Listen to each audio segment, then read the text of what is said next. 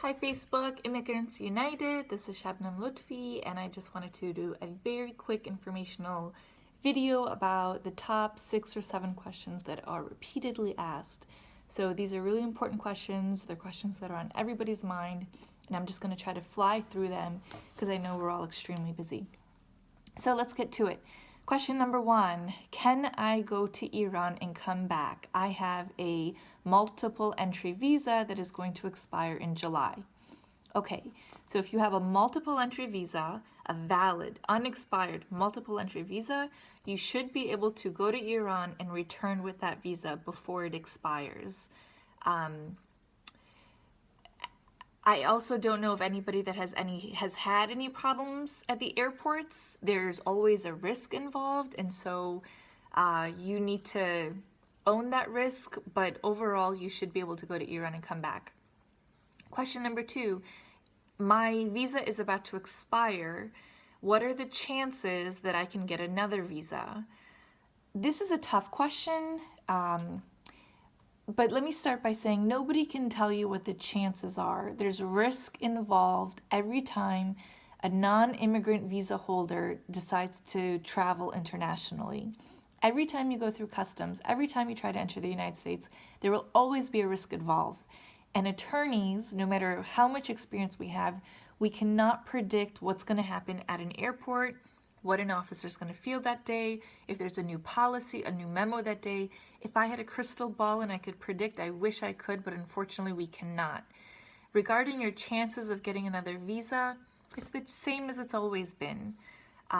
Low, I think. So if you could avoid international travel and avoid having to go to get another visa, it's usually recommended, at least for the time being. Question number 3, it has been more than 90 days and I still don't have my EAD card. Is it because I'm Iranian? No, it is not because you're Iranian. USCIS is currently backlogged with an obscene amount, a very high volume of EAD card applications. And so while 90 days used to be a good timeline, a time frame, and you normally did get it in 90 days, that is now a goal for USCIS. What we have been seeing is that people are getting their EAD cards in about 125 days, meaning 4 months and a week. And it has nothing to do with you being Iranian, simply just the fact that they're extremely backlogged. Question number 4, I have advanced parole. Can I go to Iran and come back using advanced parole? What are my chances of getting into the US without problems? Again, we can't tell you what your chances are.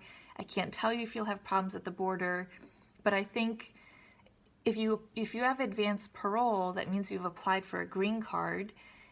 If it's not urgent travel and you could wait to travel with your green card, that would be preferred over advanced parole. Having said that, I do not know of anyone that has had any problems entering the US with advanced parole. The risk is always there, and yeah, that's all I could say about that.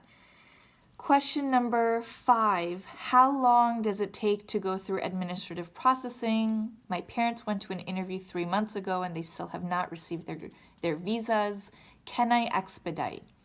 No, there's no way to expedite administrative processing. Generally, it should be completed in less than 6 months. There are cases where people have waited longer than 6 months, 9 months, a year, and even longer. There's no way to expedite. The only thing that an attorney can do is that if it's been longer than 6 months and you have put in at least 2 requests to the consulate to ask for status updates, we could contact State Department on your behalf.